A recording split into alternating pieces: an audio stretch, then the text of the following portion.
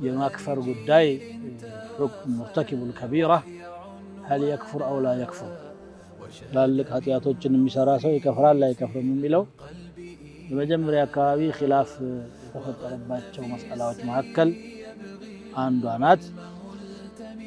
ኸዋሪጆች ሙዕተዚላዎችና ሙርጂአዎች የተለያየ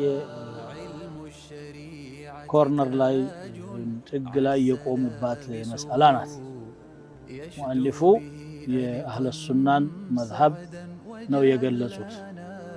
አህሉል መዓሲ አይከፍሩም ሶላት እስከሰገዱ ድረስ የሚለውን ሐሳብ ነው አጠንክረው የሄዱ ያሉት።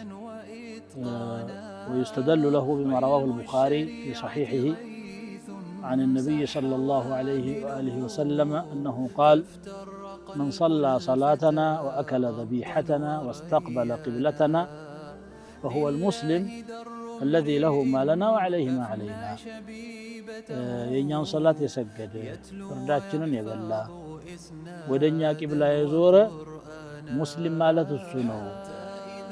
ለኛ ያለን መብት አለው፣ ለኛ ላይ ያለ ግዴታም አለበት የሚባለው ሙስሊም ይሄ ነው ብለው ነብዩ ሰለላሁ ዐለይሂ ወሰለም ገልጸዋል። ባሊጂን ተወኸል ወህያ ዑንዋና